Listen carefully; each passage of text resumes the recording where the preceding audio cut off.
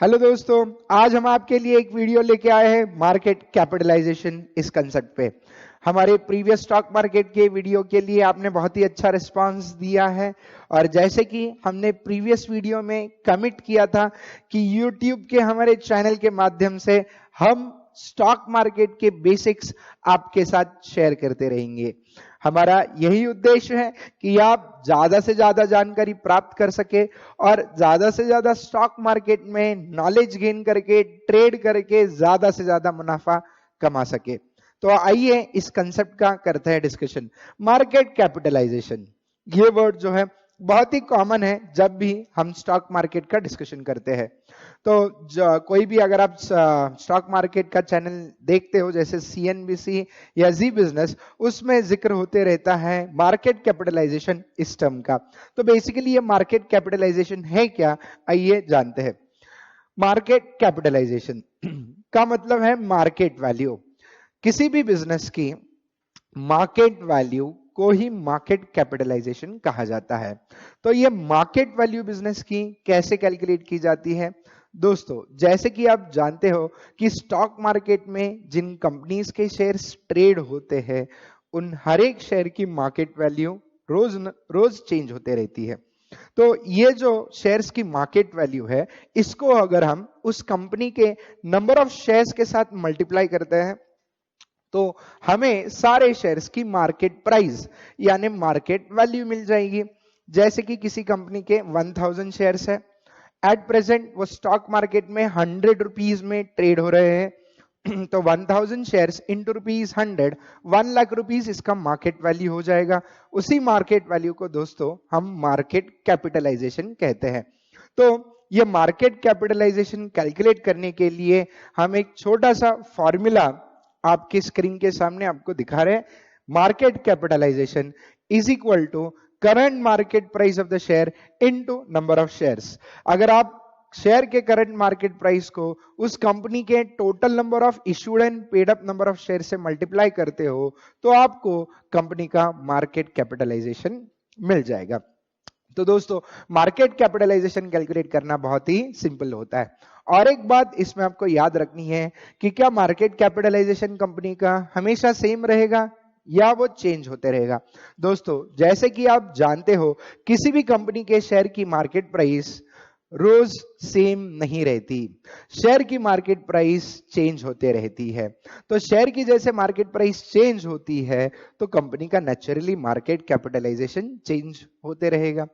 जैसे कुछ दिनों पहले रिलायंस इंडस्ट्रीज लिमिटेड इस कंपनी का मार्केट कैपिटलाइजेशन 8 लाख करोड़ के ऊपर चला गया था, 9 लाख करोड़ के आसपास था। अब वो कम होके फिर से 7.5 लाख करोड़ के आसपास आ चुका है। तो दोस्तों इसका मतलब किसी भी कंपनी का मार्केट वैल्यू जो है, मार्केट कैपिटलाइजेशन है, वो चेंज होता है क्योंकि कंपनी की मार्केट प्राइस चेंज होती है। Not only market price, company के नंबर ऑफ शेयर्स भी चेंज होते हैं। जैसे कि कंपनी के से फॉर एग्जांपल 1000 शेयर्स थे इस ईयर की एंड में, अगले ईयर की एंड में 1000 ही शेयर्स रहेंगे ऐसे जरूरी नहीं है। कंपनी ने साल भर में अगर नए शेयर्स इशू किए तो नए शेयर्स इशू करने के बाद नंबर ऑफ शेयर्स बढ़ेंगे। अगर नंबर ऑफ शेयर्स बढ़ते हैं तो number of shares into market price पर शेयर, आपकी जो मार्केट कैपिटलाइजेशन है नेचुरली वो भी बढ़ जाएगी। से वो इंक्रीज भी हो सकती है या मार्केट प्राइस डिक्रीज हो गई तो मार्केट कैपिटलाइजेशन कम भी हो सकता है। तो बेसिकली कंपनी का मार्केट कैपिटलाइजेशन कभी भी सेम नहीं रहता। अब इंडियन स्टॉक मार्केट में जो भी कंपनी ट्रेड होती है उनका मार्केट कैपिटलाइजेशन के मुताबिक 3 कैटेगरीज में क्लासिफिकेशन किया है। पहली कैटेगरी जिसको हम कहते हैं लार्ज कैपिटलाइजेशन, दूसरी कैटेगरी जिसको हम मिड कैप फर्म्स या मिड कैप कंपनीज भी कहते हैं, और तीसरी कैटेगरी जिसको हम स्मॉल कैप कंपनीज कहते हैं। तो बेसिकली ये large cap companies, mid cap companies और स्मॉल कैप कंपनीज, ये डिसीजन हम, ये क्लासिफिकेशन हम किस बेसिस पे करते हैं दोस्तों? हमारा जो मार्केट कैपिटलाइजेशन का जो अमाउंट आता है उसके बेसिस पे ये क्लासिफिकेशन किया जाता है। अगर हमारी मार्केट कैपिटलाइजेशन कंपनी की सपोज रुपीस, जैसे कि आप स्क्रीन पे देख रहे हो 20,000 करोड़ से ऑन एन एवरेज ज्यादा चली जाती है तो वो लार्ज कैप कंपनीज कहलाती है। अगर कंपनी की मार्केट कैपिटलाइजेशन 5 करोड़ से ज्यादा है लेकिन 20,000 करोड़ से कम है तो उसको हम मिड कैप कंपनीज कहते हैं। अगर कंपनी का मार्केट कैपिटलाइजेशन 5,000 करोड़ तक है, 0 से लेके 5,000 करोड़ तक अगर इनका मार्केट कैपिटलाइजेशन है, तो ऐसे कंपनीज को हम स्मॉल कैप कंपनीज कहते हैं। इन शॉर्ट 3 स्लैब्स है, 0 to 5,000 करोड़ तक का अगर मार्केट कैपिटलाइजेशन होगा तो स्मॉल कंपनी बनेगी आपकी। आपके कंपनी का मार्केट कैपिटलाइजेशन 5,000 करोड़ से ज्यादा है बट लेस देन 20,000 करोड़, तो मिड कैप कंपनी आपकी कंपनी को हम कहेंगे। और अगर आपके कंपनी का मार्केट कैपिटलाइजेशन 20,000 करोड़ से ज्यादा है तो ऐसे कंपनी को हम लार्ज कैप कंपनीज कहेंगे। सर ऐसा क्लासिफिकेशन करके फायदा क्या होता है और इसका स्टॉक मार्केट के ट्रेडिंग के साथ क्या संबंध? क्योंकि जब भी हम किसी कंपनी के शेयर्स में ट्रेड करेंगे तो आप ये जो मार्केट कैपिटलाइजेशन का कंसेप्ट हमें बता रहे हो, इसका हमारे ट्रेडिंग के साथ क्या रिलेशन? बिल्कुल करेक्ट सवाल है आपका, इसका जवाब हम जरूर देंगे। दोस्तों, जिन कंपनी का मार्केट कैपिटलाइजेशन ज्यादा होता है, इसका मतलब उसके नंबर ऑफ शेयर्स पब्लिक के पास ज्यादा है। जितने ज्यादा शेयर्स पब्लिक के पास होंगे, इसका मतलब वो कंपनी का स्टॉक में ट्रेडिंग ज्यादा होता है। अगर स्टॉक में ज्यादा ट्रेडिंग होता है तो उस शेयर्स की वोलेटिलिटी कम होगी। जितने ज्यादा लोगों के पास ये शेयर्स होंगे, उतना शेयर्स में वोलेटिलिटी कम होती है। जैसे कि रिलायंस इंडस्ट्रीज लिमिटेड का शेयर अगर आप देखते हो, जो जिसके बहुत सारे शेयर होल्डर्स हैं, तो ये share holders, number of share holder ज्यादा होने की वजह से किसी एक शेयर होल्डर ने अगर मार्केट में शेयर बेच भी दिए तो उससे किसी एक पर्टिकुलर डे को कंपनी के शेयर की मार्केट प्राइस कम नहीं होने वाली। वही अगर स्मॉल कैप कंपनी की बात करें जहां पे number of shares come trade होते हैं, तो उसमें दिक्कत क्या होती है? स्मॉल कैप कंपनीज में एक आध शेयर होल्डर ने शेयर बेच दिया मार्केट में जाके, तो क्वांटिटी वॉल्यूम कम होने की वजह से, उसके नंबर ऑफ शेयर्स ज्यादा होने की वजह से किसी एक पर्टिकुलर इन्वेस्टर्स के, वो शेयर की प्राइस बहुत ज्यादा वोलेटाइल रहती है। तो जब नए इन्वेस्टर्स होते हैं तो हम नए इन्वेस्टर्स को हमेशा यही रिकमेंड करते हैं कि आप लार्ज कैप कंपनीज के शेयर्स में ट्रेड कीजिएगा, जैसे रिलायंस इंडस्ट्रीज लिमिटेड हो, विप्रो हो, टीसीएस हो। सो ऐसी जो बड़ी बड़ी कंपनीज हैं, अच्छी कंपनीज हैं, इनके शेयर्स में अपने निवेश करना बेहतर रहेगा, क्योंकि इनके शेयर्स के प्राइसेस में वोलेटिलिटी ज्यादा नहीं होती। तो आई होप आपको यहां तक का कंसेप्ट समझ में आया होगा। तो नेक्स्ट टर्म जो है, सबसे इंपॉर्टेंट टर्म जो है वो है free float market capitalization. Basically ये फ्री फ्लोट मार्केट कैपिटलाइजेशन क्या होता है वो हम समझने की कोशिश करते हैं। दोस्तों, जैसे कि हमने प्रीवियस एग्जांपल देखा था, प्रीवियस एग्जांपल में हमारे कंपनी के 1000 शेयर्स हमने इशू किए थे और उसकी करंट मार्केट प्राइस 100 रुपीज थी, तो 1000 इंटू 100 कंपनी का मार्केट कैपिटलाइजेशन 1 लाख रुपीज हुआ था। अब दोस्तों, जब भी कोई कंपनी शेयर्स इशू करती है तो क्या सारे शेयर्स जनरल पब्लिक को इशू किए जाते हैं या कुछ शेयर्स प्रमोटर्स के पास होते हैं? कुछ शेयर्स प्रमोटर्स के पास भी होते हैं। तो प्रमोटर्स के पास जो शेयर्स होते हैं वो शेयर्स वो बेचते नहीं है। तो जैसे for example company 1000 shares issue करती है और उसमें से 600 शेयर्स से प्रमोटर्स के पास है, तो जनरल पब्लिक के पास सिर्फ कितने शेयर्स है? 400 शेयर्स। तो दोस्तों, ये जो जनरल पब्लिक के पास शेयर्स है 400 शेयर्स, वही स्टॉक मार्केट में ट्रेड होते हैं। प्रमोटर्स के पास जो शेयर्स है वो स्टॉक मार्केट में ट्रेड नहीं होते। तो अगर ये शेयर स्टॉक मार्केट में ट्रेड नहीं होते हैं, इसका मतलब वो स्टैटिक शेयर्स है। स्टैटिक यानी फ्रीली फ्लोट होते नहीं है। तो जब हम बस उन्हीं शेयर्स की बात करते हैं जो स्टॉक मार्केट में ट्रेड होते हैं, तो वो जो 400 शेयर्स है इनटू कंपनी के से शेयर की मार्केट प्राइस 100 रुपीज है, तो 400 shares into 100 rupees, that is 40,000 rupees company का फ्री फ्लोट मार्केट कैपिटलाइजेशन होगा। बेसिकली इसका मतलब है फ्री फ्लोट मार्केट कैपिटलाइजेशन वो चीज है, ठीक है, जो शेयर्स पब्लिक के पास है और पब्लिक इसमें ट्रेड करती है। जो शेयर्स प्रमोटर्स के पास है जिसमें ट्रेडिंग होता नहीं है, वो शेयर्स कंपनी का free float market capitalization calculate करते वक्त कंसिडर नहीं होते।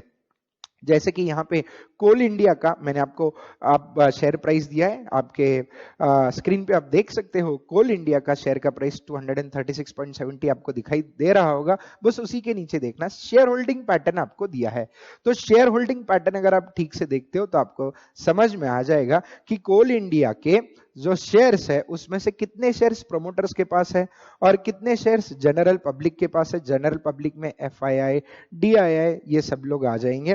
तो अगर हम देखते हैं प्रोमोटर्स के पास केवल 58.75% स्टेक है और जनरल पब्लिक के पास 41.25% स्टेक है। तो दोस्तों ज्यादा करके शेयर्स प्रमोटर्स के पास है जो मार्केट में ट्रेड होने वाले नहीं है। तो 41.25% शेयर्स जो अदर देन प्रमोटर्स के पास है उन्हीं शेयर्स को कंसिडर किया जाएगा कंपनी का free float market capitalization calculate करने के लिए।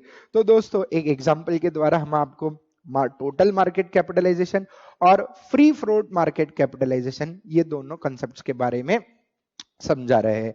देख लीजिएगा आपके स्क्रीन पे एक छोटा सा एग्जांपल है। तो दोस्तों जैसे कि एक कंपनी XYZ लिमिटेड है, इन्होंने 10,000 शेयर्स इशू किए। 10,000 शेयर्स जो इशू किए उसमें से 2,000 शेयर्स गवर्नमेंट के पास है और 5,000 शेयर्स डायरेक्टर के पास है। समझो ये XYZ लिमिटेड के जो प्रमोटर शेयर होल्डर्स है वो गवर्नमेंट जिसके पास 2,000 शेयर्स और डायरेक्टर्स जिनके पास 5,000 शेयर्स, यानी टोटल नंबर ऑफ शेयर्स इनके पास हो गए 7,000। इसका मतलब 10,000 में से 7,000 शेयर्स प्रमोटर्स के पास है, तो इसका मतलब जनरल पब्लिक के पास केवल 3,000 शेयर्स है जो ओपन मार्केट में ट्रेड हो रहे हैं। तो अगर कंपनी के शेयर की प्रेजेंट प्राइस हम 100 रुपीज लेते हैं तो कंपनी का हम मार्केट कैपिटलाइजेशन कैसे कैलकुलेट करेंगे। तो मार्केट कैपिटलाइजेशन कुछ इस प्रकार से कैलकुलेट होगा। कंपनी के टोटल शेयर्स 10,000, उसमें से गवर्नमेंट के पास 2,000, डायरेक्टर्स के पास 5,000। अगर हम कंपनी के ओपन मार्केट वाले शेयर्स के बारे में बात करते हैं तो वो केवल बचे हुए 3,000 शेयर्स है। तो दोस्तों आप ऐसे समझ लो कंपनी के शेयर की मार्केट प्राइस 100 रुपीज है into 10,000 total number of shares, तो कंपनी का टोटल मार्केट कैपिटलाइजेशन होगा 10,000 into 100, that is ₹10 lakh. Company का टोटल मार्केट कैपिटलाइजेशन कैलकुलेट करते वक्त total number of shares consider किए जाते हैं, लेकिन कंपनी का free float market capitalization calculate करते वक्त बस वही शेयर्स कंसिडर करेंगे जो जनरल पब्लिक के साथ के पास है और जिसमें स्टॉक मार्केट में ट्रेडिंग होता है। तो वो 3,000 शेयर्स इंटू 100 रुपीज करेंगे तो 3 लाख रुपीज आपका फ्री फ्लोट कैपिटलाइजेशन आ जाएगा। तो 10 लाख रुपीज के भले ही टोटल कैपिटलाइजेशन में से अगर हम बात करें तो स्टॉक मार्केट में ट्रेड होने वाला जो कैपिटलाइज्ड वैल्यू है दैट इज ओनली ₹3 लाख। तो जब भी हम निफ्टी या सेंसेक्स कैलकुलेट करते हैं, इंडाइसेस कैलकुलेट करते हैं, तो इंडाइसेस कैलकुलेट करते वक्त केवल फ्री फ्लोट कैपिटलाइजेशन कंसीडर किया जाता है, कंपनी का टोटल मार्केट कैपिटलाइजेशन कंसीडर नहीं किया जाता। और एक चीज आपको ये डिस्कशन से समझ में आई होगी कि फ्री फ्लोट कैपिटलाइजेशन हमेशा टोटल मार्केट कैपिटलाइजेशन से कम होगा, क्योंकि free float capitalization is a part of total market capitalization. दोस्तों शायद आपको ये कंसेप्ट समझ में आया होगा। स्टॉक मार्केट में कि ऐसे बहुत सारे बेसिक्स के ऊपर हम वीडियोस आपके साथ शेयर करते रहेंगे। हमारा चैनल अगर आपको अच्छा लगता है, हम जो भी नॉलेज आपको पास करें वो अगर आपको अच्छा लगता है तो जरूर हमारा चैनल आप सब्सक्राइब कर लीजिएगा। Thank you very much.